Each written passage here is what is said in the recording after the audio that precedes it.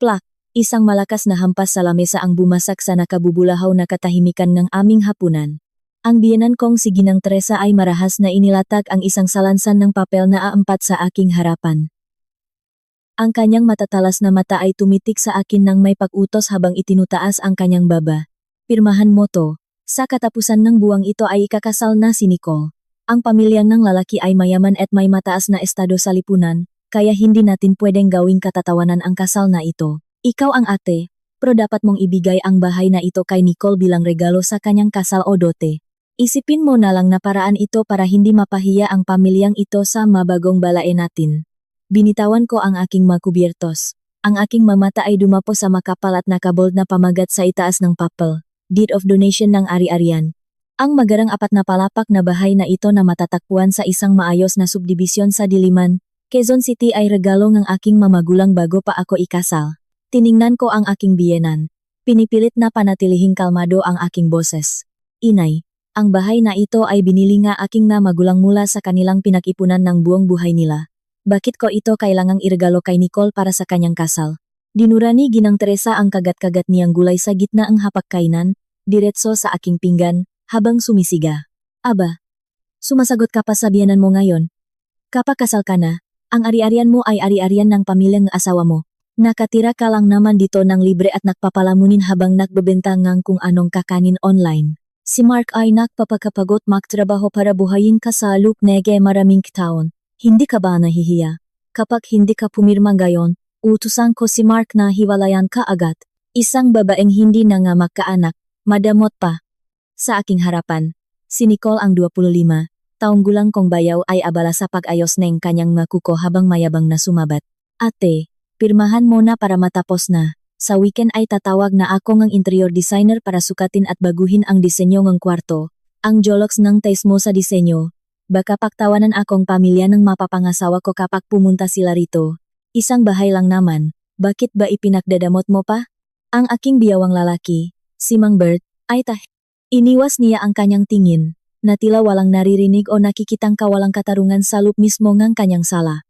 Ngunit ang bagay na tuluyang nakpadurok sa aking puso, ay hindi ang kawalan ng hiya ng aking biyenan o ang kasakiman ni Nicole. Lumingon ako kay Mark ang lalaking minahal ko at pinili kong isakripisyo ang aking sariling kinang para maging suporta lamang sa likod niya. Siya ay nakaupo ng nakadekwatro, nakatutok ang muka sa kanyang cellphone habang nag-scroll sa TikTok. Ang maingay na musika mula sa kanyang telepono ay tila sumasaksak sa aking tainga. Ano sa tingin mo, Mark? Seryoso kong tanong. Tamat na nag-angat ng tingin si Mark, nakakunot ang noo sa inis. Pirmahan mo na lang, Clara. Kahit kanino naman nakapangalan ang bahay, isang pamilya pa rin naman tayo, tama si inay. Bilang ate, magparaya ka naman ng kaunti. Huwag mo nang palakihin ang gulo. Sundin mo na lang si inay para sa kapayapaan ng pamilya natin. Isang hindi nakikitang hibla ang tuluyang naputol sa aking puso. Ang huling pisinga, aking pasensya ay naglaho na. 3 taon. 3 taon ko tahimik na pinasan ang lahat ng gastusin sa bahay na ito. Ang sweldo ni Mark na 25,000 PHP ay hindi sapat para sa kanyang kape, pakikipag-inuman sa barkada, at pagbili ng gabagong cellphone. Ang pambayad sa kuryente, tubig, pagkain, at maging ang buwan ng hulog sa bangko para sa renovasyon ng bahay na ito ay nagmula lahat sa aking sariling bulsa mula sa aking online culinary business. Ngunit sa kanilang mamata, ako ay isang palamunin lamang. Ang aking pagtitiis ay nagpalaki lamang ng ngalinta sa aking buhay. Bahagya akong ngumiti, walang luha, walang paliwanag. Dahan-dahan kong kinuha ang ballpen sa mesa. Nang makita nilang hawak ko ang panulat, ngumisi ng tagumpay si Ginang Teresa at sinulyapan si Nicole. Huminga rin ng maluwag si Mark at bumalik sa panonot ng kanyang cellphone. Siguradong iniisip nila na ang sunod-sunurang manugang na ito ay muling yuyuko sa kanilang kagustuhan. Ngunit hindi ako pumirma sa bahaging donor. Sa halip, malalaking letra ang isinulat ko sa gitna ng papel, sang-ayon sa hiwalayan. Matapos isulat, itinulak ko ang papel pabalik kay Ginang Teresa. Nanlaki ang kanyang mamata, namutla ang muka bago ito naging pulang-pula sa galit. Ikaw, ano itong isinulat mo? Nababaliw ka na ba? Tahimik kong binuksan ang aking lumang canvas bag na nakasabit sa upuan, kinuha ang isang maayos na nakatuping papel, at banayat na inihagis ito sa hapagkainan. Nakahanda na rin ang aking petisyon para sa legal separation at pagpapawalang bisa ang kasal. Sa usapin ang ari-arian, Isinulat ko na dadaan ito sa sarili nating kasunduan. Pirmahan mo na ito ng mabilis. Mark, para may sumite ko na ito sa Lunes. Nag-asawa ako para magkaroon ng katuwang sa buhay, hindi para magtayo ng charity at magpakain ng magapalamunin. Nagulat si Mark at nabitiwan pa ang kanyang cellphone sa sahig. Nanlalaki ang kanyang namata habang nakatitik sa papel na mayroon ng aking pirma. Nababalik ka na ba, Clara? Ano bang trip to? Makikipaghiwalay ka? Sa trabaho mong pagbebenta ng kakanin online, paano ka mabubuhay? Sinong magpapakain sa iyo? Huwag mo akong alalahanin. Tumayo ako ng tuwid. Naglakad ako papunta sa kwarto. At sa loob ng 2 minuto ay hinila ko ang isang maliit na maleta na lihim ko nang inihanda ilang araw na ang nakalipas. Walang kahit isang gamit na pagmamayari ng pamilya ng aking asawa ang nandun. Tanging ilang pirasong damit ko lamang at ang aking work laptop. Nang makita nilang seryoso ako sa aking pag-alis, nagsimula silang magpanik at magalit. Sumigaw si Ginang Teresa. Aba, ang lakas ng loop mo. Kapag lumabas ka sa pintong yan, huwag na huwag kang babalik para makmakaawa kay Mark. Hinigit ko ang aking maleta papunta sa pintuan, at humawak sa tanso nitong hawakan. Huminto ako at lumingon upang tingnan ang 4 na taong nakatitik sa akin ng may galit. Alam kong ang mukha ko ngayon, ay hindi na ang mukha ng isang mabait at sunod-sunurang manugang. Ang maskara ay natanggal na. Ay, nakalimutan kong ipaalala sa inyo, malamig kong pananalita, ngunit bawat salita ay malinaw at matalim. Ang 4 na palapak na bahay na ito sa diliman ay may buwan ng hulog sa bangko na eksaktong 100,000 PHP. Sa loob ng 3 taon, ang palamunin na ito ang kusang nagbabayat niyan para sa inyo. Tumingin ako ng diretso sa mga mata ni Mark at ngumisi. Ang sweldo mo ay 60 nola PHP lamang kada buwan, di ba? Simula bukas, ika-cancel ko na ang automatic auto-debit sa bangko. Kayo na ang magbayad ng utang ninyo, at kung hindi niyo mababayaran, mahanda na kayong matulog sa ilalim ng tulay. Sana ay maging masaya kayo rito, at alagaan ninyo ang inyong kalusugan para may lakas kayong magtrabaho para sa pera. Kasabay ng malakas na pagsasara ng pinto ay ang pagputol sa naghihingalong sigaw ni Ginang Teresa at ang pamumutla ng mukha ni Mark na tila nawalan ng dugo. Sa labas, ang kalangitan ng Maynila ay nagniningning sa mailaw gabi. Sa unang pagkakataon sa loob ng 3 taon, naramdaman ko kung gaano kasarap at kagaan huminga. Hinila ko ang aking maleta palabas eng subdivision sa Diliman at agad na pumara eng taxi. Sa Ayala Alabang Village po, kuya, mahinahon kong sabi sa driver. Umalis ang sasakyan, iniwan ang 3 taon ng aking kabataan na nakakulong sa isang sakal na buhay. Pagdating ko doon, ang dambuhalang pintuang tanso ng aking marangyang mansyon ay kusang bumukas. Ang aking kasambahay ay nakmamadaling lumabas para kunin ang aking maleta. Diyos ko, Ma'am Clara, nakabalik na po kayo. Bakit hindi niyo po tinawagan ang driver para sunduin kayo? Ikinaway ko ang aking kamay. Ayos lang po. Ipagtimpla mo na lang akong tsa. Humiga ako sa malambot na leather sofa sa gitna ng napakalawak na sala, at dahan-dahan kong nilabas ang aking cellphone na kanina pa walang tigil sa pagbibrador sa aking bulsa. Mayroong 30 missed calls at sunod-sunod na mensahe mula kay Mark ang lumitaw sa screen. Clara, nababaliw ka na ba talaga? Bakit nag-text ang bangko na kanselado na ang auto-transfer no pera? Ang 100,000 PHP para sa buwan ng hulog ay malapit na ang deadline. Saan mo gustong kumuha ako ng pambayat? Huwag ka nang maginarte, umuwi ka na rito. Inaatake na sa puso si inay, gusto mo ba kaming patayin? En gumizi ako, at nagsimulang mag-tip en gemosa ng may buong katatagan. Malinaw ang sinabi ko, 25,000 PHP lang ang sweldo mo, kaya ikaw ang humanap ng paraan para sa bahay mo. At pakisabi rin kay Nicole na ihanda na ang 250,000 PHP na hiniram niya sa akin para pambili ng Vespa at 2 designer bags nung nakaraang buwan. Bukas ang huling deadline, kung walang pera, ibalik niyo sa akin ang motor at magabag. Nasa akin pa rin ang lahat ng resibo ng transfer at mga screenshot ng usapan natin bilang ebidensya. Kung hindi, magsasampa ako ng kasong estafa sa pulisya. Wala pang 3 segundo, tumawag muli si Mark. Sa pagkakataong ito, sinagot ko ito. Ang maririnig sa kabilang linya ay ang mataring na sigaw ni Nicole na may halong takot na boses ni Mark. Clara, ganyan ka ba kakuripot sa pamilya mo? Ang motor at manggabag ay regalo mo sa akin bilang ate. Bakit mo ngayon sinisingil? Natawa ako ng malamig. Regalo? Pakibasa muli ang mensahe mo 15 buwan na ang nakalipas kung ano ang isinulat mo. Ate, pahiram mo na ngang 250,000 PHP. Babayaran ko rin kapag nakuha ko ang bonus ko. Negosyante ako. Hindi ako nagpapatakbo ng charity para sa mga abusado. Bukas ng alas 9 umaga, makita tayo sa barangay hall para sa formal na pirmahan ng papeles sa hiwalayan. Huwag kayong mahuhuli. Pinatay ko ang tawag. Inihagis ko ang cellphone sa tabi at uminom ng tasaa. Ngayong gabi, matutulog ako ng mahimbing. Kinaumagahan, napakalinaw ngangit ng Maynila. Tumayo ako sa harap ng malaking salamin, hinubat ang aking lumang pantulok, at itinapon ito diretso sa basurahan. Sa halip, nagsuot ako ng isang pasadyang Italian suit na gawa ng sikat na designer, isinuot ang aking Cartier watch na may mga diamante, at naglagay ng matapang na pulang lipstick. Ngumiti ako sa aking refleksyon sa salamin. Ito ang totoong ako ang chairman at CEO ng sikat na chain ng tradisyonal na restaurant na kusina Filipina. Eksaktong alas 9, bumaba ako mula sa aking makintab na itim na Mercedes Maybach sa harap mismong barangay hall. Ang aking marangyang dating ay nagpatigil kay Mark, Nicole, at Ginang Teresa na naghihintay sa gilid ng pinto. Nanlaki ang mga mata ni Mark at napangangasiya nang makita ang asawa niyang dati ay online food seller lamang na bumaba mula sa isang mamahaling sasakyan kasama ang isang abogado. Nang maupo kami sa harap ng barangay chairman, agad na sumigaw si Ginang Teresa habang itinuturo ang aking mukha. Ikaw, saan mo nakuha ang pera para sa kotse at mamahaling damit na yan? Alam ko na. Ninanakawan mo si Mark para ipang sustento sa ibang lalaki mo. No, Kapitan, tingnan niyo po kung paano niya niloko ang pamilya namin. Kumunot ang Nong May, barangay chairman at kinatok ang kanyang pluma sa mesa upang humingi ng katahimikan. Mrs., makiusap po kayong manahimik. Lugar po ito ng pamahalaan. Umayos po kayo ngang pananalita. Ang aking abogado na si Otti. Santo siya mo hinahong nagbukas ngonyang portfolio at naglabas mong dokumento sa mesa. Magandang araw po sa inyo. Ako po ang legal counsel ni Miss Clara.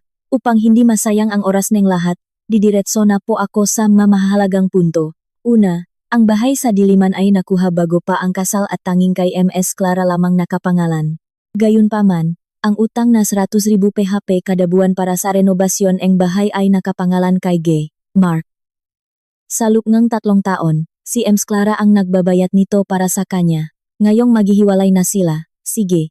Mark na ang legal na mananagot sa utang na ito. Nautal si Mark, tuluyang nawalan ng kulay ang kanyang mukha. Pero niloko niya ako.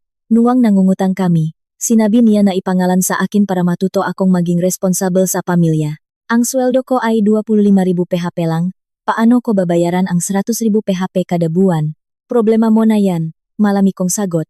Hindi ba't palagi mong ipinagmamalaki na ikaw ang haligi ng tahanan? Inabot naman ni Ate Santos ang isa pang papel kay Nicole, na ngayon ay nanginginig na sa takot. Pangalawa, ito ang opisyal na demand letter para sa utang na 250,000 PHP ni Miss Nicole, kasama ang kopya ng bank transfer. Kailangan niyo po itong bayaran sa loob ng 48 oras. Kung hindi, mapipilitan kaming magsampa ang kasong estafa o swindling, napayak si Nicole habang humahawak sa braso ng kanyang ina. Inay, saan ako kukuha nga niyang kalaking pera? Ang pambili kong motor ay naibayad ko na sa installment ng aking spa franchise. Nagmamadaling tumingin sa akin si Ginang Teresa, ang kanyang boses ay hindi na mayabang kundi nanginginig na sa takot. Clara, anak, pamilya pa rin naman tayo. Pwede naman nating pag-usapan ito ng maayos. Ang pagtulak sa amin sa ganitong sitwasyon ay isang malaking kasalanan sa Diyos, wala kang puso. Ang mag-asawa kahit isang araw lang ay may pinagsamahan pa rin. Itaas ko ang aking kilay at tinapik ang aking mga daliri sa lamesa. Pinutol ang kanyang sinasabi. Kagabi, nuwang pinipilit niyo akong lumayas ng walang dala para lang ibigay ang bahay ko kay Nicole, naisip niyo ba ang kasalanan sa Diyos? Nung si Mark ay nakatitok lang sa kanyang cellphone habang pinababayaan akong mag-isa na magbayad ng lahat ng gastusin at utang ninyo, nasaan ang inyong sinasabing pagmamahal? Itinulak ko ang makasunduan sa harap ni Mark. Pirmahan mo na to. Kung pipirmahan mo ito ngayon, hahayaan ko pa kayong manatili sa bahay sa Diliman ng 2 linggo para makahanap ng malilipatan, at ang utang ay ikaw na ang bahala. Ngunit kung hindi mo ito pipirmahan, ipapasara ko agad ang bahay sa bangko at ipapakalatkat ko kayo palabas ngayong hapon, at agad kong isasampa ang kaso laban kay Nicole sa korte. Naging napakatahimik ng silid, tanging ang mabibigat na hininga ni Mark ang maririnig. Tiningnan niya ako ng may takot at pagsisisi. Napagtanto niya na wala na siyang takas. Ang tunay na talo sa larong ito ay hindi ako, kundi sila. Nanginginig na kinuha ni Mark ang panulat, habang ang pawis ay pumapatak mula sa kanyang papunta sa papel. Kabaliktaran ng kanyang kayabangan kagabi, ngayon ay masunurin niyang nilagdaan ang bawat dokumentong ibinigay ng aking abogado, nang walang kahit isang reklamo. Nang makuha ko ang lahat ng pirmadong papeles, tumayo ako at inayos ang aking suit. Iniwan ko ang 3 taong tulala at bagsak sa kanilang nga upuan, at naglakad ako palabas ng barangay hall. Ang sikat ng araw sa Maynila ay nagbigay ng liwanag sa aking malawak na daan sa hinaharap. Ang drama ay tapos na, ang hawla ay nasira na, at ngayon, ang kalangitan ng kalayaan ay akin na. Isang buwan matapos kong pirmahan ang mga papel sa barangay hall, ang aking buhay ay bumalik sa dati nitong sigla. Wala na ang maga-umagang kailangan kong gumising ng maga para lamang ipaganda ng almusal ang pamilya ng aking asawa, at wala na ang magabi na kailangan kong mag-isip kung paano pakakasyahin ang pera para sa kuryente at tubig para lang mapanatili ang pekeng estado ni Mark bilang haligi ng tahanan. Sa aking opisina sa pinakamataas na palapak ng headquarters ng Kusina Filipina, abala ako sa pagre-review ng plano para sa pag-export ng aming na tradisyonal na sarsa at pagkain para sa susunod na quarter. Isang sunod-sunod na katok sa pinto ang bumasak sa aking konsentrasyon. Ang aking matapat na asistan na si Bea ay nagmamadaling pumasok, bakas ang pag-alala sa kanyang muka. Ma'am Clara, may problema po. Sa lobby po, sa ibaba, may isang lalaking nang nangalang Mark ang inyong dating asawa na nanggugulo. Pinipigilan siya nga security guard pero sumisigaw siya at hinahawakan ang kwelyong nga empleyado. Pinipilit na umakyat dito para kausapin kayo. Gusto niyo po bang tumawag ako ng pulis? Bahagya kong nasingkit ang aking mga mata at ibinaba ang aking pluma. Inaasahan ko na ito, nakayanan lang nila hanggang sa dumating ang takdang petsa ang singilin ng bangko. Huwag mo nang tumawag ng pulis, baka makakuha pa ang atensyon ng media at magdulot ng sismis sa kumpanya. Tahimik akong tumayo at inayos ang aking office attire. Hayaan mo akong bumaba para harapin siya. Pagkababa ko mula sa elevator, ang bumungat sa akin ay isang nakatatawa ngunit kaawa-awang eksena. Si Mark, na dating laging maayos ang buhok, mabango, at nakaporma bago pumasok sa trabaho, ay kasalukuyang hawak ng 2 malalakas naming security guard. Magulo ang kanyang buhok, gusot-gusot ang kanyang polo na may 2 nawawalang butones sa dibdib. Ang kanyang nga mata ay pulang-pula sa galit habang nagpupumiglas sa gitna ng marangyang lobby ng kumpanya. Nang makita niya ako, tila lalong nagwala si Mark at sumigaw ng napakalakas. Clara, lumabas ka rin sa wakas, ikaw na babaeng walang puso. Niloko mo ako, binuwisit mo ang buong pamilya ko. Sinunyasan ko ang magward na pakawalan siya, at dahan-dahan akong lumapit, huminto sa layong 3 hakbang mula sa kanya. Ang aking tingin ay malamig habang sinusuri siya mula ulo hanggang paa. Saan kita niloko? May pirma mo ang mga papel sa barangay hall, at ang desisyon nega korte para sa ating hiwalayan ay pinal na. May naglagay ba mo kutsilyo sa leg mo para pilitin kang pumirma? Hingal na hingal si Mark habang itinuturo, ang kanyang daliri sa aking mukha, ang boses ay nanginginig sa galit. Tumawag sa akin ang bangko kanina. Sabi nila kapag hindi ko nabayaran ang 100,000 PHP para sa buwan ng hulog at interes ngayong linggo, ipapasara at kukunin na nila ang bahay sa Diliman. At si Nicole, nakatanggap ng sumon mula sa korte para sa utang na 250,000 PHP, at nalaman ito ng pamilya ng lalaki kaya kinansela ang kasal. Si inay naman ay na-stroke dahil sa labis na stress at ngayon ay nakahiga lang sa bahay. Masaya ka na ba? Gusto mo ba kaming patayin? Natawa ako ng bahagya. Isang malamig at sarkastikong tawa ang umaling-aungaw sa malawak na lobby. Mark, 30 taong gulang ka na, hindi ka na bata. Ang utang para sa Vespa at mga designer bags ay kailangang bayaran, ganyan ang batas ng buhay. At ang 100,000 PHP na buwan ng hulog sa bangko, pangalan mo ang nakalagay sa utang na iyon, at pirma mo ang nandun. Sa hatol ng korte, nakuha ko ang aking bahay, at naiwan sa iyo ang utang ng iyong luho. Paano kita pinatay? Dahil ba ang kakayahan mo ay pampasweldo lang ni Yirmibesh, 0 PHP pero ang gusto mong pamumuhay ay pang-use, 0 PHP? Pero ikaw naman ang nagbabayat niyan dati ah. Nautal si Mark, ngunit naroon pa rin ang kanyang kapal ng mukha. Napakayaman mo, may-ari kang ganito kalaking kumpanya. Bakit mo ipinagkakait ang barya-baryang pera sa pamilya ng asawa mo? Itinago mo sa akin ang yaman mo sa loob ng maraming taon para lang iwanan ako sa utang na ito ngayon. Napakalamig ng puso mo. Humagbang ako ng isa, at marahas kong ibinaba ang kanyang kamay na nakaturo sa aking mukha. Ang aking boses ay naging matalim at mabilis. Bawat salita ay sumasaksak sa kanyang ilusyon. Oh, mayaman ako, pero ang pera ko ay galing sa aking dugo at pawis. Gising ako gabi at araw para patakbuhin ang negosyong ito. Hindi ito pambayad sa katamaran at pagiging palamunin ng pamilya mo. Itinatanong mo kung bakit ko itinago sa iyo. Isipin mo nga, noong unang taon ng ating kasal nang sabihin kong gusto kong magpatayo ng restauran, Ano ang isinagot mo sa akin? Sinabi mo na ang mga babae ay dapat manatili lang sa bahay, magluto, at magbenta ng maliit na kakanin online, dahil ang mga babaeng lumalabas ay nagiging malande. Natatakot ka sa pride mo na baka mas malaki ang kitain ko kaysa sa iyo, kaya pinili kong umatras. Itinago ang aking pagkakakilanlan para lang mapanatili ko ang taas ng numo sa lipunan. Natigilan si Mark, ang kanyang malabi ay nanginginig at walang may sagot. Hindi ako huminto. Ang 3 taon ng galit na aking itinago ay tuluyan ko nang inilabas. Sa loob ng 3 taon, buwan-buwan ay masaya mong ginagastos ang 25,000 PHP, mong sweldo para sa kape, sigarilyo, at pagpapaganda ng iyong motor. Naitanong mo ba sa sarili mo kung saan nanggagaling ang pambili ng masasarap na pagkain sa mesa araw-araw? Saan nanggagaling ang pambayad sa kuryente at tubig? Saan nanggagaling ang pambili ng mamahaling gamot para sa mga magulang mo? Naitanong mo ba kung bakit buwan-buwan ay nababawasan ang iyong bank account ng 100,000 PHP para sa utang pero hindi ka kailanman nakakatanggap ng pulang babala mula sa bangko? Hindi. Inisip mo na isa itong himala. O inisip mo na ang asawa mong nagbebentang kakanin online ay isang ATM machine na kusang naglalabas ng pera. Ang mukha ni Mark ay tuluyang namutla, at ang kanyang maduhot ay tila ng hina. Ang katotohanan ay tuluyang nabunyak sa harap ng aking mga empleyado, at ang kanyang huling pride ay tuluyang nadurok. Clara. Bulong ni Mark, ang kanyang matapang na anyo kanina ay napalitan ng matinding takot.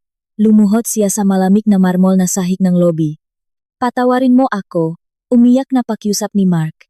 Sinubukan niyang hawakan ang laylayan ng aking damit, ngunit mabilis akong lumayo upang iwasan siya. Alam ko na ang aking pagkakamali. Naging pabaya ako at nakamali ako. Pero tulungan mo naman ako ngayon, Clara. Tulungan mo ang pamilya ko. May sakit si inay, at kapag kinansela ang kasal ni Nicole, paano na siya mabubuhay? Alang-alang na lang sa 3 taon nating pagsasama. Tiningnan ko ang lalaking nakaluhot at umiyak sa aking paanan, ngunit wala akong naramdamang awa o lungkot. Ang aking pagmamahal ay namatay na nung araw na nakipagkasundo siya sa kanyang ina at kapatid para kunin ang bahay na inilaan ng aking mamagulang para sa aking kinabukasan. Ang aking utang na loob sa iyo ay nabayaran ko na sa loob ng 3 taon. Simula sa araw na ito, makaiba na ang ating buhay. Tumingin ako sa kanya ng walang pakiramdam. Umuwi ka na at mag-empake. Ang bangko ay hindi magiging mabait tulad ko. Huwag mo na akong gambalain muli, kung hindi ay pulis na ang haharap sa iyo. Tumalikot ako at naglakad papunta sa elevator. Sa aking likuran, ang iyak at pagsisisi ni Mark ay umalingaw-ngaw sa lobby, ngunit hindi ko na siya nilingon kahit isang segundo. Pagkatapos ng kaguluhan sa aking opisina kanina, binigyan ko ang aking sarili ng isang tahimik na hapon. Pumunta ako sa isang mali at tahimik na cafe na matatagpuan sa San Juan, na natatakpan na malalagong puno na talisay. Ang lugar na ito ay tila malayo sa Maingay, at mabilis na buhay ng Maynila. Ang amoy ktsa, at ang tunong tubig mula sa maliit na fountain sa hardin, ay nakatulong upang mapakalma ang aking isipan. Nakaupo ako sa tapat ni Camille, ang aking matalik na kaibigan noong kolehiyo. Maingat na nagbuhos si Camille ng mainit na tsa sa aking tasa. Inumin mo ito para kumalma ka, sabi ni Bea. Pumunta na naman daw ang makapal ang mukhang yan sa opisina mo para nanggulo kanina. Talagang parang linta na ayaw bumitaw, inis na sabi ni Chamil. Uminom ako ng tesaa, at bahagyang ngumiti. Tapos na ang lahat, putol na ang ugnayan namin. Sa Biyernes, kukunin na ang bangko ang bahay sa Diliman. Sinabi ko na rin sa Magard na huwag na siyang papasukin kailanman. Ngayon, haharapin na nila ang kanilang sariling utang. Hinawakan ni Camille ang aking kamay nang may pag-alala. Mabuti naman at naging matatag ka. Kung iisipin ko ang 3 taon ng iyong buhay na nasayang sa walang kwentang lalaking iyon, sumasakit ang puso ko para sa iyo. Ngayon ay malaya ka na, CEO. Natawa ako at magbibiro sana nang may isang pamilyar at malalim na boses ng lalaki ang narinig mula sa aking likuran. Mabango nga ang tarito, pero sa tingin ko ay mas matamis ang ngiti ang dalawang magagandang dilak na ito. Pwede bang makiupo? Nagulat ako at lumingon. Isang matangkat na lalaki ang nakatayo sa tabingang pinto. Natatakpan ng sikat ng araw ng hapon. Nang humakbang siya ng isa at nakita ko ang kanyang mukha, biglang bumilis ang tibok ng aking puso. Siya si Gabriel, ang aking unang pag-ibig noong kolehiyo. Ang lalaking nakaputing polo na laging nahahatid sa akin nun, ngayon ay isa ng matagumpay at kagalang-galang na lalaki sa kanyang edad na 30+. Siya ay naka-navy blue na polo shirt, maayos ang pagkakatuping ng kanyang manggas, na nagpapakita ang kanyang mamahaling relo. Ang kanyang mamata ay nananatiling malalim, banayat, at matatak tulad ng dati. Halos mabitawan ni Camille ang kanyang tasa sa gulat. Diyos ko, Gabriel, ang heartthrob ng economics. Kailan ka pa bumalik sa Pilipinas? Natawa si Gabriel, isang ngiting nagbigay liwanag sa kanyang mukha. Kumuha siya ng isang upuan at naupo sa aming tabi. Kumusta, Camille? Kumusta, Clara? Matagal na tayong hindi nakita. Kakabalik ko lang mula sa Singapore 2 buwan na ang nakalipas para manatili narito sa Pilipinas. Tumingin siya ng diretso sa aking mga mata, isang tingin na punong lambing. Clara, umiinom ka pa rin palangang saan na walang asukal. Sinubukan kong ikubli ang aking kaba. At mabilis siyang ipinagtimpla NTSA. Kakabalik mo lang. Akala ko doon ka na mananatili para magtrabaho sa Singapore. Inamoy ni Gabriel ang saabago dahan-dahang sumagot. Ako na ngayon ang tumatayong regional director para sa distribusyon ng East Asia Import-Export Group dito sa Pilipinas. Mayos naman ang trabaho ko doon, pero naramdaman ko na ang puso ko at ang mga bagay na mahalaga sa akin ay narito pa rin sa aking bayan, bukod doon. Huminto siya sandali at tumingin sa aking mukha. May mabagay na kapag hindi ko binalikan ngayon, baka pagsisihan ko habang buhay. Tumingin si Camille sa aming dalawa at tumikhim. Aba, regional director ka na pala ng isang malaking kumpanya, napaka-busy mo siguro. Bakit may oras ka pang magsaarito? Kumusta naman ang buhay mo? May asawa at anak ka na ba para makapahanda ako ng regalo? Ngumiti si Gabriel at umiling. Palaging trabaho ang inaatupag ko kaya wala akong oras para sa pamilya. Single pa rin ako ngayon. Noong nakaraang reunion, narinig ko sa mga kaklase natin na kasal ka na, Clara, kaya gusto ko sanang magtanong kung kumusta na ang asawa mo. Pero, huminto si Gabriel habang nakatitik sa aking daliri na walang suot na singsing. At naging seryoso ang kanyang boses. Nakikita ko sa iyong mga mata na mukhang hindi ko na dapat itanong yan. Naging tahimik ang paligid. Maghahanap sana ng ibang mapag-usapan si Camille pero pinigilan ko siya. Sa harap ni Gabriel, ayaw ko nang magsinungaling o magpanggap pa. Napagod na ako sa pagtatago ng katotohanan sa loob ng 3 taon. Hiwalay na kami, mahinahon kong sabi habang nakatitik sa kanyang mga mata. Natapos na ang lahat ng proseso noong nakaraang buwan, at ngayon ay bumalik na ako sa pagiging single.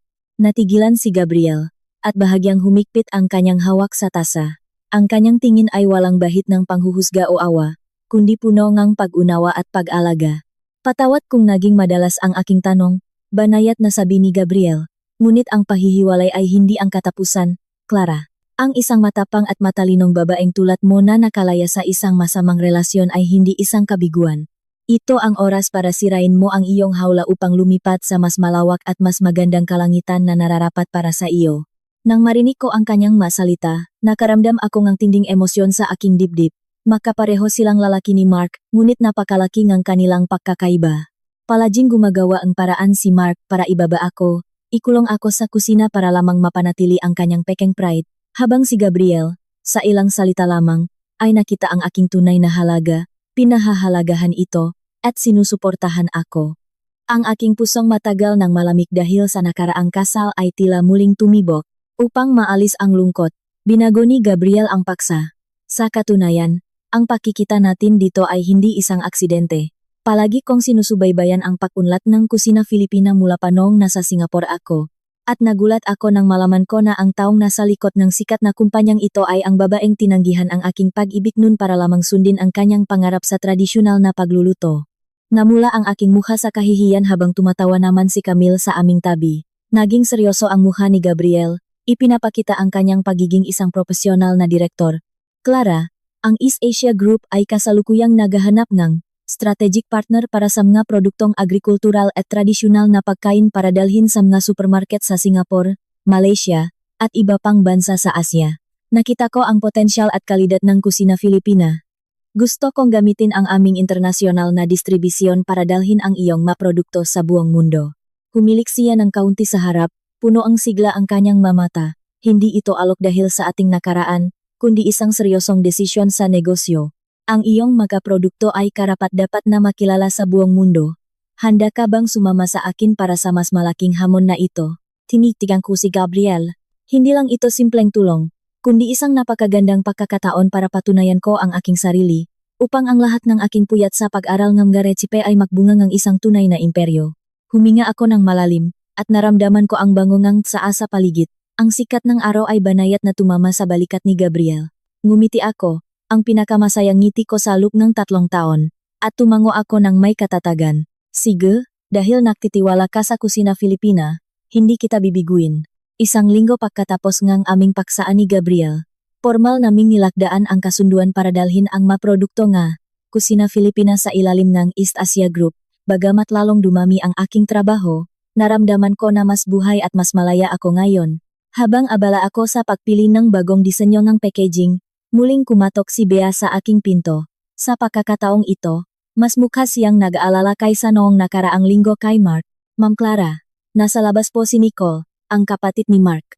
Nagwawala po siya sa tapat ng gate ng kumpanya. At hindi po siya nag-isa ngayon. May kasama siyang 3 o 4 na taong may hawak na kamera, mic, at naklalif sa TikTok at YouTube, makilalang tesimoso sa internet na gumagawa nga eskandalo. Itinatapat nila ang magamera sa lobby ng kumpanya natin habang umiyak si Nicole at sinasabing niloko mo sila at ninakaw ang kanilang ari-arian. Napasapo ako sa aking pluma. Talagang ang mataong desperado ay gagawa ng lahat ng masamang paraan. Siguradong nalaman ng pamilya ng lalaki ang tungkol sa kanyang utang na 250,000 PHP kaya kinansela ang kasal. Dahil hindi makakuha ng pera sa akin at nawala pa ang kanyang pangarap na kasal, nais niyang gamitin ang social media para pilitin akong sumuko. Dalhin mo sa akin ang asul na folder sa cabinet. Nandun ang mga legal na resibo at bank transfer ng utang niya. Tahimik kong utos. Tumawag ka pang 2 security guard na sasama sa akin. Pero sabihin mo sa kanila na huwag silang mananakit. Hayaan niyo lang silang kumuhang video. Naklakat ako pababa sa lobby. Pagkabukas pa lang ng klasdo ay narinig ko na akat ang malakas na sigaw ni Nico. Mga kababayan, tingnan niyo po. Ito ang kumpanyang aking walang pusong ate. Nagpanggap siyang mabait pero niloko niya ang pamilya namin. 3 taon siyang palamunin sa amin.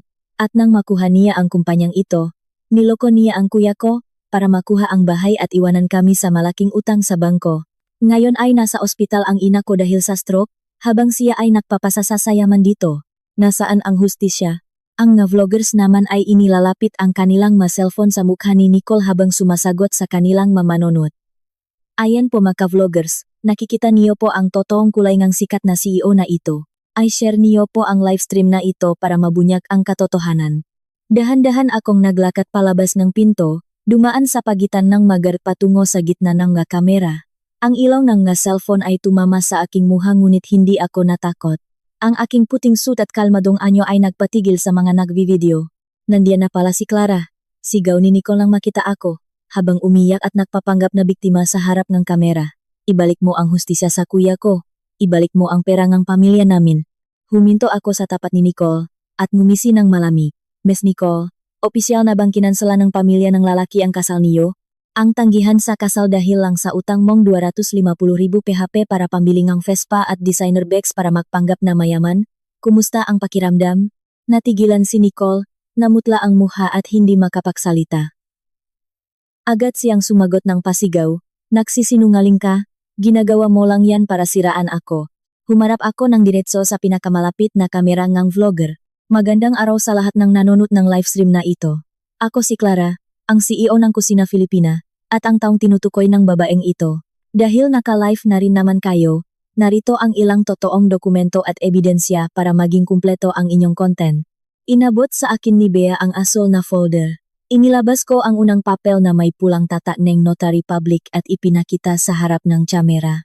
Ito ang formal na dokumento ng usapan namin sa Messenger 1 buwan na ang nakalipas. Dito ay malinaw na nang hihiram si Nicole sa akin ng 250,000 PHP para pambili ng motor at mga bag, at nangakong babayaran kapag nakuha ang kanyang bonus. Kasama rin dito ang opisyal na bank transfer ng aking kumpanya sa kanyang account. Ang vlogger na may hawak ng kamera ay nagsimulang pawisan at dahan-dahang umatras habang binabasa ang managagalit na komento ng nanonood. Inilabas ko ang pangalawang papel. At ito naman ang opisyal na hatol ng korte para sa aming hiwalayan. Ang bahay sa Diliman ay aking ari-arian bago pa ang kasal at sa akin lamang nakapangalan. Ang utang na 100,000 PHP kada buwan ay personal na utang ng aking dating asawa para sa renobasyon ng bahay. Sa loob ng 3 taon, ako ang nagbabayad nito para sa kanya. At ngayong hiwalay na kami, ibinalik lang ng korte ang utang sa taong nakapangalan dito.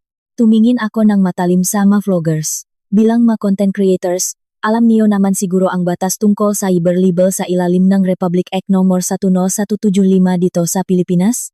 Ang paninirangang puri at reputasyon ng isang tao o kumpanya ay may parusang pagkakakulong ng hanggang 6 hanggang 12 taon o malaking multa. Bibigyan ko kayo ng eksaktong 3 minuto para burahin ang livestream na ito. Kung hindi, ang legal department ng aking kumpanya ay agad na magsasampang ng kasong cyberlibel laban sa inyo kasama si Nicole sa pulisya ngayong hapon.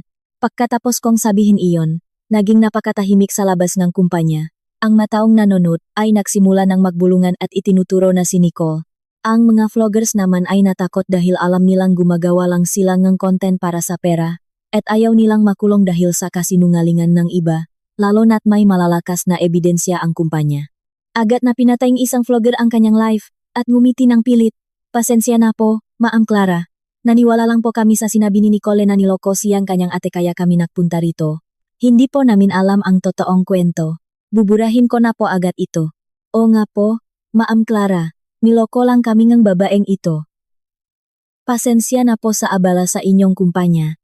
Sa loob ng ilang saglit, nagmamadaling umalis ang mga vloggers at iniwan si Nicole na tulala sa kanyang kinatatayuan. Nanginginig siya habang nakatitig sa akin ng may takot. Ang kanyang makeup ay nagmansa na dahil sa kanyang pawis at luha. Lumapit ako sa kanya, at bumulong ng mahina na kaming dalawa lamang ang makakarinig. Tapos na ba ang drama mo? Bukas ay kukunin na ang bangko ang bahay niyo sa Diliman, at para naman sa utang mong 250,000 PHP, nakahanda na ang mapapelas na aking abogado. Sa Lunes ay makakatanggap ka ng supwena mula sa korte. Mahanda ka na lang para sa paglilitis. Umatras si Nicole. Nanginginig ang ngabinti at hindi makatayo ng maayos. Nang makita niya ang mapanghusgang tingin ng matao sa paligid at ang mga security guard na nakatingin sa kanya, hindi niya kinaya ang kahihiyan. Umiyak siya ng malakas, tinakpan ang kanyang muka, at nagtatakbo palabas ang kalsada. Inayos ko ang aking manggas, at tumango kay Bea. Bumalik na tayo sa trabaho, huwag nating hayaang maantala ang ating proyekto dahil sa mabasura. Tumalikot ako pabalik sa opisina. Ang desperadong galaw ng mga taong ito ay nagdala lamang sa kanila sa mas malaking kahihiyan, habang sinusubukan nilang makwala, lalo lang sumisikip ang tali sa kanilang sariling lig. Ang katahimikan pagkatapos ng gulo sa tapat ng opisina ay hindi nagtagal. Nung hapon ng Miyerkules, umilaw ang screen ng aking cellphone. Tumatawag si Chamil, bakas ang galit sa kanyang boses sa unang segundo pa lang ng tawag. Clara, ano bang ginagawa mo ngayon? Tingnan mo agad ang Facebook mo, talagang wala ng pag-asa ang pamilyang yan. Gagamit pa sila ngang napakababang paraan. Ipinadala ko na sa iyo ang link sa Messenger. Basahin mo para makita mo ang kapal ngang mukha nga ex mo. Kumunot ang aking noo.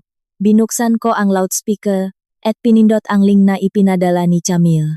Ito ay isang pampublikong post sa personal na Facebook account ni Mark na mabilis na kumakalat at mayroon ng libo-libong shares at reactions. Ang pamagat ay nakabold na may kasamang maraming umiyak na emoji. MGA kababayan. Konting tulong po para sa aking ina. Sa ibaba ay isang mahabang liham na puno ng drama na nakatatawang basahin. Gumawa si Mark ng isang kwento tungkol sa isang mabait na lalaki na niloko ng kanyang walang pusong ex-wife na kinuha ang lahat ng kanyang ari-arian nang maging matagumpay ito. At ang pinakasugdulan ng kanyang kwento ay ang pagsisinungaling na ang kanyang ina na si Ginang Teresa. Dahil sa labis na samangang loop sa kalupitan ng kanyang manugang, ay inatake sa puso at kasalukuyang nasa ICU ng ospital. Sinabi niya na wala na silang pera para sa magamot at bill sa ospital kaya nagmamakaawa siya sa manetizen na McDonate. Sa huling bahagi ng post, inilagay ni Mark ang kanyang Gcash at bank account number upang makalikom ng 400,000 PHP para sa operasyon ng kanyang ina. May kasama pa itong larawan ni Ginang Teresa na nakapikit sa kamangang ospital na may suot na oxygen mask at mukhang maputla. Nakikita mo ba kung gaano sila kawalang hiya? Sigaw ni Chamila sa telepono.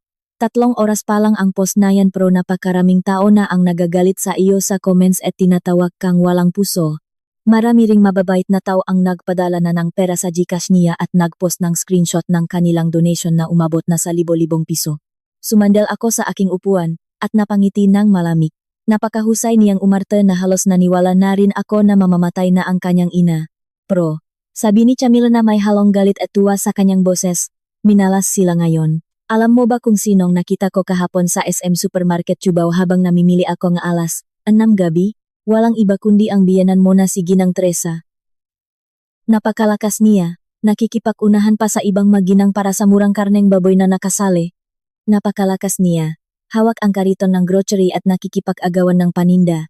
Mas malakas pa siya sa mga kabataan. Dahil nainis ako, kumuha ako ng video at ilang litrato na malinaw ang kanyang muha. Ipapadala ko sa iyo para may ebidensya ka. Nagliwanag ang aking mamata. Talagang ang katotohanan ay laging lumalabas sa huli.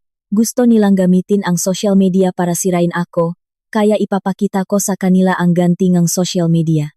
Ipinadala sa akin ni Camille ang lahat ng video at larawan. Matapos makuha ang nga ito, hindi ko na kailangang gumawa ng mahabang paliwanag. Sa mataong sinungaling, ang pinakamagandang sagot ay ang simpleng katotohanan. Gamit ang aking opisyal na Facebook account na may blue check o verified badge, nagiwan ako ng isang simpleng komento sa sikat na post ni Mark. Kasama ang larawan ni Ginang Teresa na masayang namimili kahapon sa supermarket na may bitbit na dalawang malaking plastik ng grocery. Mukhang napakalakas pa naman po ni Ginang Teresa kahapon ng alas 6:26 gabi habang namimili sa SM Supermarket Cubao. Mukhang hindi naman po ganun kamahal ang bill sa ospital para sa isang taong kayang-kaya pang makipag-agawan sa sali. At kung maari po, pakisama na rin sa inyong donasyon ang pambayad sa utang na 250,000 PHP ang iyong kapatid na si Nicole na kasalukuyang may kaso sa korte dahil sa panloloko. Sana ay makalikom kayo ng sapat na pera bago kayo ipahuli ng pulisya sa kasong estafa at online swindling. Sa loob lamang ng 5 minuto, ang aking komento ay naging nangguguna at nakakuha ng libo-libong angry at haha reactions. Ang matao sa internet ay madaling mauto, ngunit kapag nalaman nilang niloloko lang sila, ang kanilang galit ay nagiging isang malaking parusa. Ang Facebook wall ni Mark ay naging isang malaking gulo. Ang mataong nagdonate ay nagsimulang mag-comment para bawiin ang kanilang pera at nagmura ng husto. Manggaganso, ibalik mo ang 5,000 pesos ko. Napakalakas ng katawan mo para magtrabaho pero nagpapalimos ka sa internet. Walang hiya. Ginamit mo pa ang sakit ng nanay mo para lang makakuha ng pera. Dahil hindi kayang harapin ang galit ng mga tao, wala pang 15 minuto ay tuluyang binura ni Mark ang kanyang post at permanenteng dinactivate ang kanyang Facebook account. Ang masamang plano ng kanilang pamilya ay tuluyang nabigo sa pinakakahiyang paraan. Noong umaga ng Biyernes, medyo makulimlim ang langit ng Maynila na tila nagbabadya ng malakas na ulan. Nakaupo ako sa loop ang aking Mercedes na nakaparada sa tapat ng subdivision sa Diliman. Ngayon ang huling araw na kukunin ng bangko at ng nga autoridad ang 4 na palapak na bahay dahil sa hindi pagbabayad ni Mark ng buwan ng utang na 100,000 PHP. Pumunta ako rito kasama ang aking abogado para lamang pirmahan ang huling bahagi ng dokumento bilang orihinal na may-ari ng bahay bago ito tuluyang ipasara. Sa tapat ng pinto, nakakalat ang magamit sa labas ng bahay. Si Ginang Teresa na sinabing may malubhang sakit kanina ay kasalukuyang nakatayo sa gitna ng bakuran, nakapamewang at sumisigaw sa mga opisyal ng korte at bangko. Wala kayong karapatan, bahay namin ito. Mark, tawagan mo si Clara ngayon din. Sabihin mo sa kanya na magdalang ng pera rito para bayaran ang utang. Gusto niyo ba kaming patayin? Si Mark naman ay mukhang kaawa-awa ngayon. Payat ang mukha at may magulong balbas. Pinipigilan niya ang kanyang ina. Inay, tama na po. May hawak silang legal na papel. Baka hulihin kayo ng pulis kapag nagwala kayo. Mag-ayos na lang tayo ng gamit natin. Wala namang bakas ni Nicole sa paligid. Nabalitaan ko na nagtatago siya sa kwarto ang kanyang kaibigan para iwasan ang mataong naniningil ng utang sa kanya. Ibinaba ko ang salamin ng aking sasakyan. At nakataong tumingin si Mark sa aking direksyon. Nang makita niya ako, tila nakakita siya ng pag-asa at mabilis na tumakbo papunta sa aking sasakyan. Clara, Clara. Hawak ni Mark ang gilid ng aking bintana. Ang kanyang mata ay puno ang luha. Nakamali ako. Clara, patawarin mo ako. Araw-araw ay parang impyerno ang buhay ko ngayon. Tinanggal ako sa trabaho dahil sa iskandalo sa internet. Wala na akong pera at ngayon ay mawawala pa ang bahay ko. Ganyan ka ba kasing malamig? Talaga bang gusto mo kaming sirain? Tinitigan ko ang kanyang maputla at kaawa-awang mukha ng walang kahit anong emosyon. Malamig ang puso ko. Sinira mo ang aking pangalan para lang makakuha ng pera sa internet, at nang sabihin ko ang katotohanan ay tinawag mo akong walang puso. Malinaw ang sinabi ko noong araw na umalis ako sa bahay na iyon. Ang sweldo mo ay 25,000 PHP. At ang utang mo ay 100,000 PHP, ikaw ang humanap ng paraan para bayaran yan. May kamay ka, may paa ka, at nakapagtapos ka ng kolehiyo pero pinili mong maging palamunin at magpanggap na mayaman. Hindi kita sinira, ito ang presyo, ne kasakiman ne kapamilya mo. Nawalan ng may sasagot si Mark, at patuloy na umagos ang kanyang luha. Bakas ang matinding pagsisisi sa kanyang mukha, ngunit huli na ang lahat. Itinaas ko ang salamin ng aking kotse upang tapusin ang kanyang nga walang kwentang pakiusap. Sa likod, ang nga opisyal ng bangko ay naglagay na ang pulang seal ng foreclosure sa pintuan ng magandang bahay. Isang luma at karak-karak na multichap ang dumating para ikarga ang kanilang magamit. Ayon sa makapitbahay, ang pamilya ni Mark ay napilitang lumipat sa isang maliit at maduming boarding house na wala pang 15 square meters ang laki sa isang eskinita sa Tondo, Manila, kung saan malapit ang amoy ngang kanal at basura. Umalis ang aking sasakyan sa eskinita, iniwan ang mga labingang isang masamang kasal. Isang malaking parusa mula sa lipunan at batas ng tadhana ang dumating sa mga taong hindi marunong magpahalaga sa iba. Habang ako'y patuloy na maglalakad papunta sa aking mas maliwanag na kinabukasan. 2 buwan matapos ipasara ang bahay sa diliman, ang aking buhay ay naging mas busy ngunit mas masaya at malaya. Isang umaga, pumasok si Bea sa aking opisina na hawak ang isang eleganteng gintong sobre. Ma'am Clara, ang Komiteng ASEAN Culinary Festival sa Singapore ay nagpadalang opisyal na imbitasyon para sa kusina Filipina bilang kinatawan ng tradisyonal na pagkain ng Pilipinas. Ito ang pinakamalaking culinary event sa Asia, ma'am. Tuwang-tuwang sigaw ni Bea. Kinuha ko ang sobre at binasa ang aking pangalan at ang tatak ng kusina Filipina. Bumilis ang tibok ng aking puso. Hindi lang ito simpleng imbitasyon, kundi isang malaking pagkakataon para dalhin ang pagkain Pilipino sa buong mundo, at patunay sa lahat ng aking pagsisikap.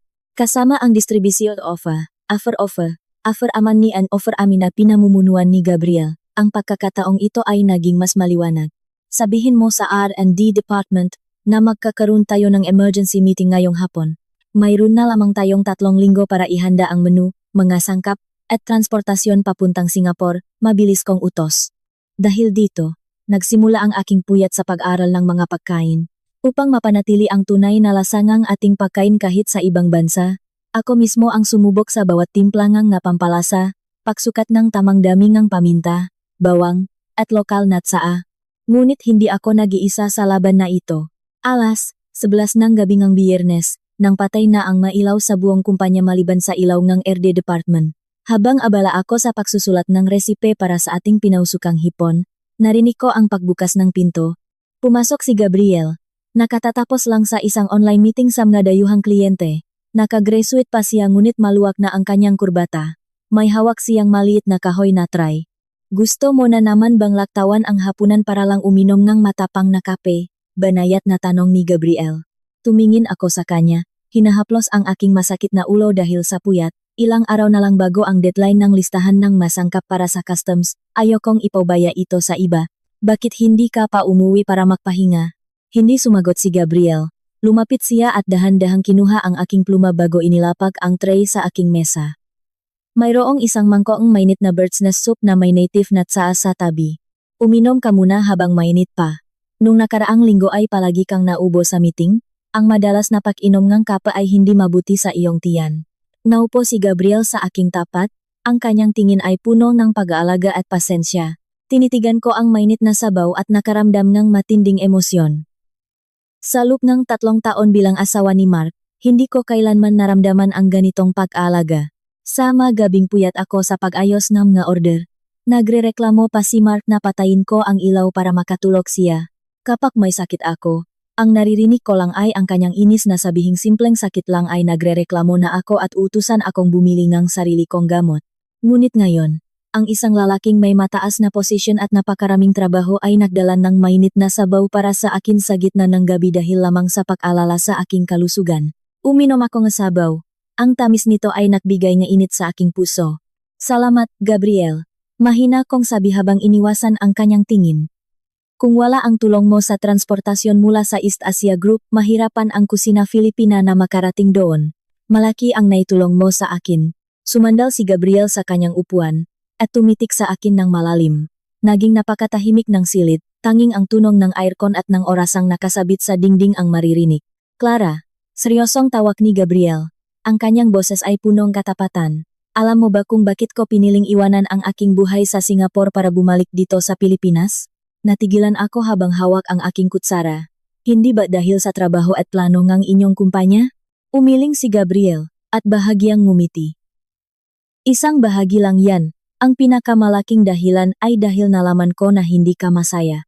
10 taon na ang nakalipas noong kolehiyo, dahil sa aking pag-alinlangan, nahuli ako ngang isang hakbang kaya napunta ka sa isang maling kasal. Sa lupngam nga taong iyon, palagi kong sinisisi ang aking sarili. Nang malaman ko na nakalaya ka na sa iyong nakaraan para magsimula muli, sinabi ko sa aking sarili na hinding-hindi ko nahahayaang mawala ka sa akin muli, tila huminto ang tibok ng aking puso. Ang masalita ni Gabriel ay tumama sa aking pusong matagal kong hinarangan ng pader pagkatapos ng aking hiwalayan. Gabriel, nanginginig kong boses. Alam mo naman ang sitwasyon ko. Isang babae na ako na galing sa isang binuwag na kasal.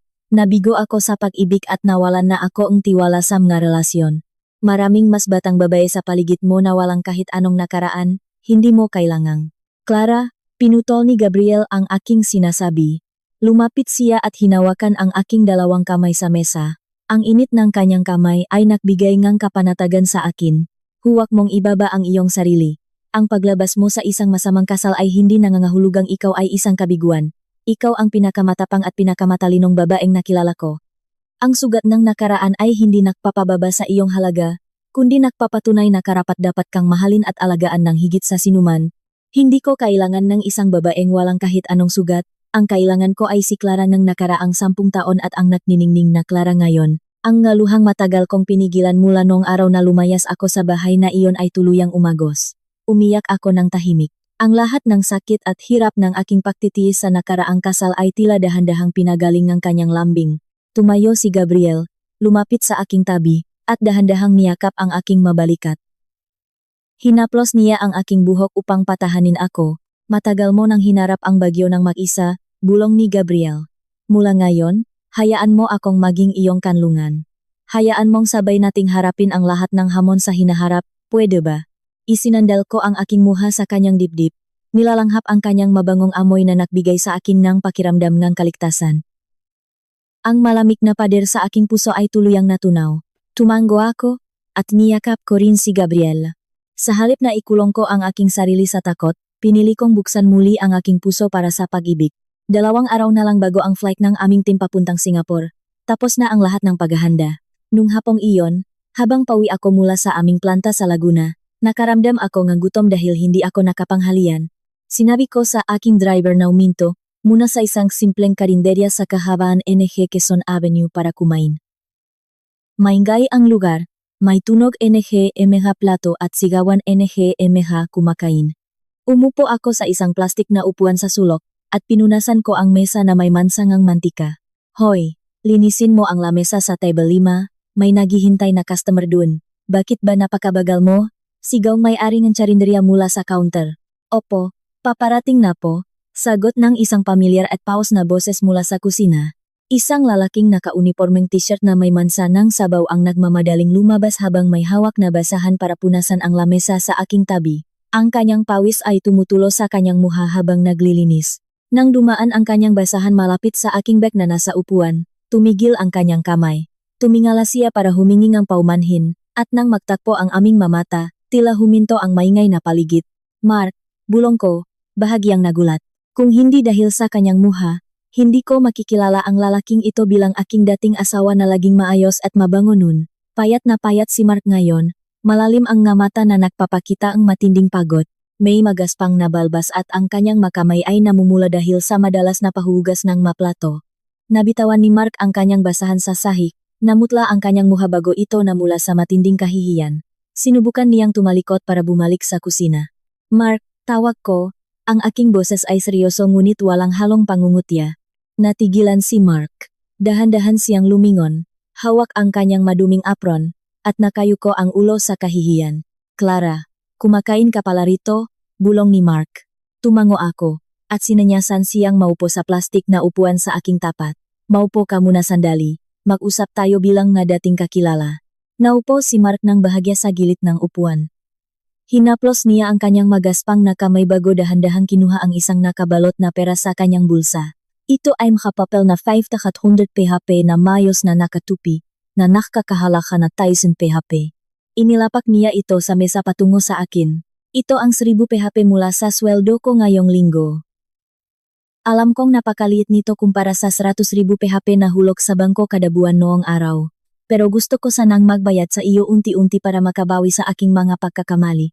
Tiningnan ko ang pera at ang kaawa-awang lalaki sa aking harapan. Gaano ka nakatagal nagtatrabaho rito? Bakit hindi ka mahanap ng trabaho sa opisina? Ngumiti ng mapait si Mark. Tinanggal ako sa lumang kumpanya ko. At dahil sa iskandalo sa internet nung nakaraan, palagi akong tinatanggihan ng kumpanya kapag nagpapasa ako ng resume.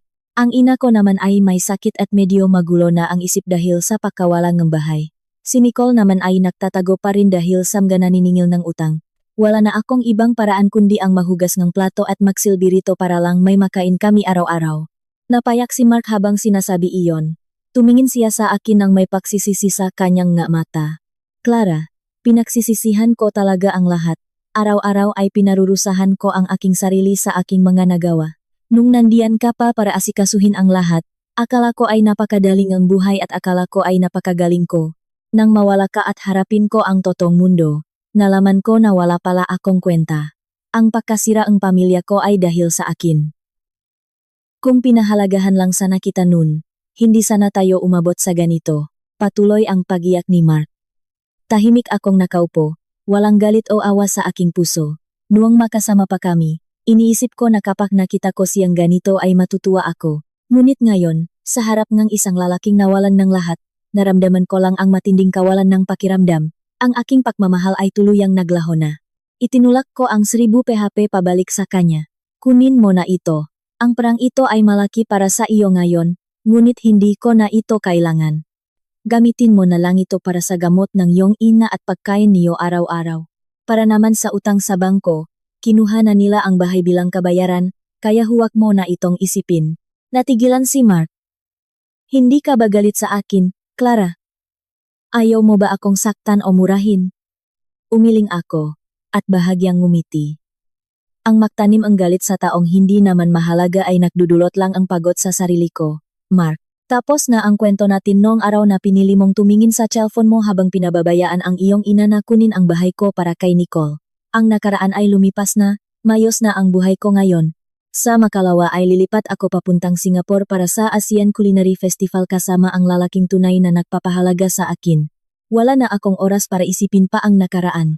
Tumayo ako, nag-iwan ng 500 PHP sa mesa para sa pagkain na hindi ko pa na-order, at kinuha ang aking bag. Sana ay maging mayos ang buhay mo, Mark. Sana ay maging aralito sa iyo para maging responsable sa iyong buhay. Naglakad ako palabas patungo sa aking sasakyan. Iniwan ko si Mark na nakaupo at umiyak ng malakas sa loob ng tsarinderiya habang hawak ang kanyang pra. Ang aking tahimik at malamig na pag-alis ay naging mas masakit para sa kanya dahil alam niyang tuluyan na niyang nawala ang pinakamahalagang tao sa kanyang buhay. Ang hangin sa Marina Bay Sands Convention Center sa Singapore ay puno ng kaba at inggay mula sa iba't ibang kusina ng iba't ibang bansa sa Asia. Ang ASEAN Culinary Festival ay dinaluhan ng mga sikat na chef at kumpanya sa buong Asya. Ang pwestong kusina Filipina ay nasa gitna at nakakaakit ng pansin ng dayuhang media. Mayroon na lamang 45 minuto bago ang aming oras para ipakita ang aming pangunahing ulam sa mga hurado. Habang iniayos ko ang aming maplato, pumasok si Bea na may takot sa kanyang muha at pawis na pawis. Ma'am Clara, may malaking problema po. Hingal na hingal si Bea. Ibinaba ko ang aking basahan at hinawakan ang kanyang balikat. Anong problema, Bea? Huminga ka ng malalim at sabihin mo sa akin. Nakaproblema po sa transportasyon, ma'am.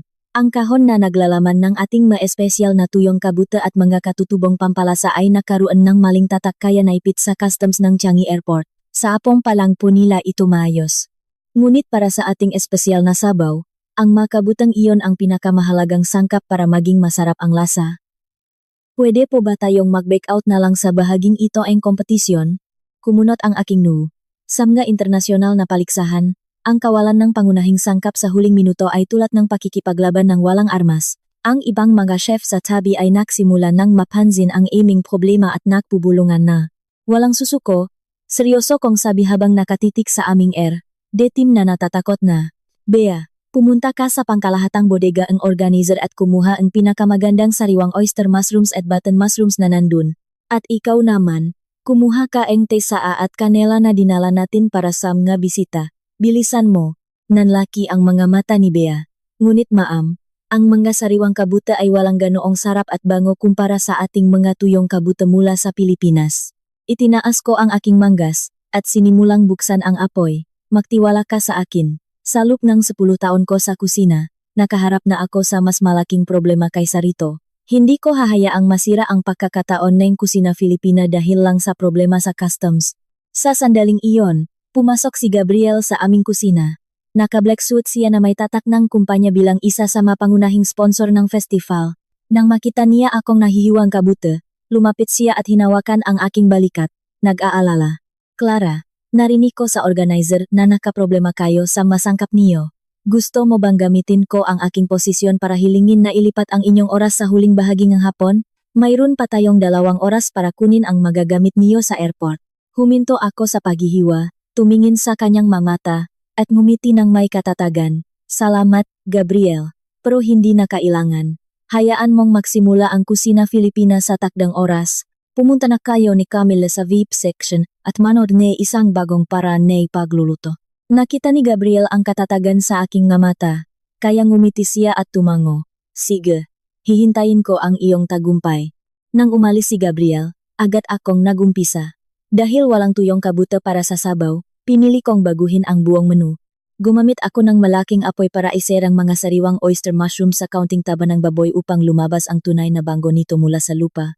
Pagkatapos, inilagay ko ang tsaa at kanela sa ilalim ng isang palayok, at inilagay ang nakabute at hipon sa ibabaw para masmoke o mapausukan ang nga ito. Tinakpan ko ito ng maayos at gumamit ng malakas na apoy. Sa loob lamang ng 10 minuto, isang napakabangong amoy ang kumalat sa buong kusina. Ang bango ng TSA na may kasamang tamis ng kanela ay sumama sa sarap ng hipon at kabute. Sa halip na tradisyonal na sabaw, ginawa ko itong hipon at kabute na pinausukan satsa at kanela, na may kasamang dip ng premium na patis, kalamansi, at sili mula sa Pilipinas. Eksaktong alas 10:30, tinawag ang MC ang kusina Filipina. Hinubat ko ang aking puting apron, at lumabas mula sa backstage. Isinuot ko ang isang marangyang modernong Filipiniana na gawa sa pulang seda na may burda ng gintong sinulit, maayos ang aking buhok, at naglakat ng may buong taas no. Wala nang bakas ang isang matatakuting asawa sa kusina nun. Ngayon, ako si Clara ang CEO ng kusina Filipina. Naging tahimik ang buong bulwagan nang buksan ko ang palayok sa harap ng 5 internasyonal na hurado. Isang manipis na usok ang lumabas na may kasamang napakabangong amoy na kumalat sa buong silid. Mga kagalang-galang na hurado. Dahil sa kaunting problema, ang ulam na ito ay hindi sumunod sa orihinal na resipe, mahusay kong paliwanag sa wikang Ingles ng may buong katatagan. Ngunit ang pagkaing Pilipino ay hindi lamang tungkol sa pagsunod sa resipe, kundi tungkol sa kakayahang magbago at gumawa ng balanse sa bawat sangkap. Ipinapakilala ko ang pinausukang hipon at kabute sa tsaa at kanela kasama ang ating tradisyonal na patis. Ang sikat na French chef na si Thomas, ang pinakamahigpit na hurado, ay maingat na kumuha ng hipon at kabute. Isawsaw ito sa patis, at kinain. Nagliwanag ang kanyang mamata. Pumikit siya, habang ninanamnam ang pagkain bago tumango sa ibang mga hurado. Napakagaling, sigaw ni Chef Thomas sa mikrofon. Ang amoy ng saa ay nagpapaalala sa akin ng kagubatan, habang ang alat at sarap ng patis ay nagdadala sa akin sa isang tropical na beach sa Pilipinas. Ang problema sa mga sangkap ay hindi naging hadlang sa iyo, kundi ginamit mo ang iyong galing para gumawa ng isang obra maestra. Sumabog ang malakas na palakpakan sa buong bulwagan. At dumating ang pinakahihintay na sandali ng buksan ng organizer ang sobrang ng resulta.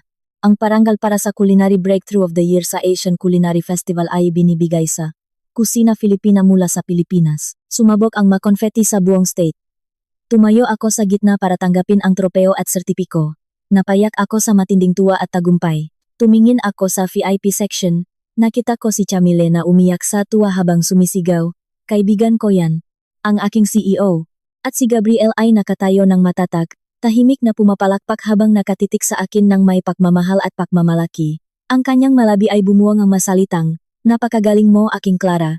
Noong hapong iyon, matapos kong magpalit ng damit, may 5 kinatawan mula sa malalaking supermarket sa Singapore, Malaysia, at Japan ang naghihintay sa akin para sa mga kasunduan sa pamamahagi ng aming mga produkto na nakakahalaga ng $1,000,000. Ang pinto ni internasyonal na merkado ay tuluyang bumukas sa akin. Ang aking madilim na nakaraan ay tuluyang naglaho na, at simula ngayon, ang aking buhay at ang aking kumpanya ay makasamang magniningning sa mas malaking kalangitan. 6 na buwan matapos ang tagumpay sa Singapore, lalong lumaki ang trabahong kusina Filipina. Ngunit kahit gaano kami kabisi, tinupad pa rin ni Gabriel ang kanyang pangako na maging aking matatak na kanlungan. Ang tuno nga alon sa pampang at ang amoy ng dagat ay sumama sa bango nga mabulaklak ng white lily. Ang kasal namin ni Gabriel ay hindi ginanap sa isang marangyang hotel sa Maynila, kundi sa isang pribado at tahimik na beach sa El Nido, Palawan. Walang maingay na media, tanging 50 malapit na kaibigan at kasamahan sa trabaho na kasama namin sa aming nga pagsubok ang dumalo. Nakatayo ako sa harap ngang arko nga bulaklak, suot ang isang simpleng puting wedding gown na gawa sa seda. Ang aking kamay ay hawak ng mainit at matatak na kamay ni Gabriel. Kinakabahan ka ba? Bulong ni Gabriel habang bahagyang pinipiga ang aking kamay at ngumingiti tulad ng sikat ng araw. Tumingin ako sa kanya, naiyak sa tuwa. Tila panaginip ang lahat, Gabriel. 6 na buwan na ang nakalipas. Akala ko ay tuluyan nang natapos ang aking buhay sa loob ng bahay na iyon. Inayos ni Gabriel ang aking buhok na hinahangin ng dagat. Clara, hindi iyon ang katapusan. Bahagi lang iyon ng iyong paglalakbay para mahanap ang totoong ikaw. Salamat dahil naging bahagi ka nga aking nakaraan. At salamat dahil binigyan mo ako ng pagkakataon na alagaan ka ngayon. Hindi ko may papangako ang isang buhay na walang bagyo, ngunit ipinapangako ko na ako ang laging tatayo sa harap mo para harapin ang bawat bagyo. Sa ibaba, umiyak si Chamil habang masayang pumapalakpak. Si Bea at ang iba pang empleyado ay nakangiti rin habang naiyak. Tumingin ako kay Gabriel, at tumango. Salamat Gabriel. Salamat sa iyong pagtitiyaga na hintayin ako. Isinuot namin sa isa't isa ang simpleng singsing ng kasal simbolo ng isang malalim na pagmamahal. Habang nagaganap ang masayang kasal sa Palawan, mahigit 400 kilometro ang layo sa isang madilim at maduming boarding house sa Tondo, Manila, ang hangin ay mabigat at may amoy ng basura mula sa kalapit na kanal. Si Mark ay nakaupo sa isang lumang banik sa sementong sahig. Ang kanyang hapunan ay isang simpleng ulam na nakakahalaga ng 80 PHP na binili sa tabi-tabi, na may ilang piraso ng matabang baboy at matigas na kanin. Sa sulok ng kwarto, si Ginang Teresa ay nakahiga sa isang lumang higaan habang walang tigil sa pagmumura kay Nicole ang kanyang anak na kumuhang kanilang huling pera bago tumakas para iwasan ang mga naniningil ng utang sa kanya. Kumain si Mark ng kaunting kanin, na tila may nakabara sa kanyang lalamunan sa sobrang hirap ng buhay. Kinuha niya ang kanyang basak na cellphone para magpatuktok ng musika upang hindi marinig ang ingay ng kanyang ina. Nang buksan niya ang kanyang social media, isang balita tungkol sa negosyo ang lumabas sa kanyang feed. Ang CEO ng Kusina Filipina na si Clara ay lihim na ikinasal sa Regional Director ng East Asia Group sa El Nido. Nanginginig na pinindot ni Mark ang balita. Ang larawan sa ibaba ay malinaw na nagpapakita sa akin, suot ang puting gown sa ilalim ng sikat ng araw sa beach, masayang nakasandal sa matatak na balikat ni Gabriel, isang lalaking may kagalang-galang na anyo at punong pagmamahal sa kanyang mga mata. Tinitigan ni Mark ang larawan, mabilis ang kanyang hininga, at nabitiwan niya ang kanyang pagkain sa sahig, na nagkalat sa paligid. Ang maalaala ng nakaraan ay biglang bumalik na parang isang malakas na sampal sa kanyang muha. Naalala niya ang kanyang asawa na dati ay laging abala sa kusina. Suot ang lumang damit, para lamang ipahanda ng masasarap na pagkain ang buong pamilya niya sa loob ng 3 taon. Isang babaeng piniling itago ang kanyang sariling kinang para lamang suportahan siya, at bayaran ang lahat ng kanyang utang para mapanatili ang kanyang pride. Ngunit naging hangal siya, pinakmalupitan niya ito, at tinulungan ang kanyang pamilya para saktan ito. Siya mismo ang sumira sa pinakamahalagang diamante sa kanyang buhay. Clara, tawag ni Mark, ang kanyang boses ay basak at puno ng sakit sa loob ng maliit na kwarto. Ang kanyang maluha ay pumatak sa screen ng kanyang cellphone, na nagpabura sa aking masayang ngiti sa larawan. Tinakpan ni Mark ang kanyang mukha at umiyak ng napakalakas. Ngunit mabilis niyang tinakpan ang kanyang bibig dahil sa takot na marinig ng kanyang makapitbahay. Ang pagsisisi ay sumasaksak sa kanyang puso, ngunit wala na itong silbi ngayon. Ang mataong naging masiba at walang puso ay makakakuha lamang ng kalungkutan at kadiliman sa huli. 3 araw matapos ang kasal, bumalik kami sa Maynila para ipagpatuloy ang aming lumalagong negosyo. Isang magandang umaga, gumising ako ng maaga, nagsuot ng magaan na sutla, at naglakad sa maliit na hardin sa likod ng aming mansyon sa Alabang. Hawak ko ang isang pandilik, at huminto ako sa tapat ng isang maliit na puno ng kalamansi na nasa sulok ng hardin. Ito ang tanging halaman na dinala ko noong gabing umalis ako sa bahay sa diliman. Nung araw na iyon, ito ay mukhang mamamatay na, tuyo ang nasanga, at nalaglak na ang madahon dahil sa kawalan ng alaga. Ngunit sa loob ng ilang buwan, matiyaga ko itong pinalitan ng lupa, nilagyan ng pataba, at diniligan araw-araw. At ngayon, sa ilalim ng sikat ng araw, ang kalamansi na akala ko ay patay na ay muling tumubo. May mga berdeng dahon at maliliit na bunga na nagsisimula ng maging dilaw. Ang muling pagkabuhay ng halamang ito ay tulad ng aking sariling buhay. Naramdaman ko ang mainit na yakap ni Gabriel mula sa aking likuran. Isinandal niya ang kanyang baba sa aking balikat, mukhang may mabunga na ang iyong halaman. Banayat na sabi ni Gabriel. Hindi na sayang ang pag-alaga mo rito. Sumandal ako sa kanyang dibdib, tahimik na pinapanut ang ngapata ngang tubiksam nga dahon sa ilalim ng araw. Ngumiti ako ng may buwang kaligayahan, at sumagot, dahil inalis ito sa tuyo at masamang lupa, at inilipat sa lugar na may sapat na liwanag at pagmamahal. Nakikita mo ba, Gabriel? Ang mababae ay parang halamang ito kapag naglakas loob silang putulin ang mga tuyong ugat ng nakaraan at lumabas mula sa dilim, kahit gaano pa kahirap ang kanilang pinagdaanan, makakahanap pa rin sila ng paraan para muling mamukatkat sa pinakamagandang paraan. Hindi na sumagot si Gabriel, lalo lang niyang hinikpitan ang kanyang yakap at hinalikan ang aking noo. Ang hangin mula sa labas ay nakdala ngang lamig sa amin. Ang langit ay napakalinis at napakalawak. Ang kwento ng isang babaeng nagtitiis sa dilim ng kusina ay tuluyan ng natapos. Simula ngayon, ang aking buhay ay magsusulat lamang ng mabagong kabanata ng isang babaeng may hawak ng kanyang sariling tadhana, malaya, matatag, at punong tunay na kaligayahan.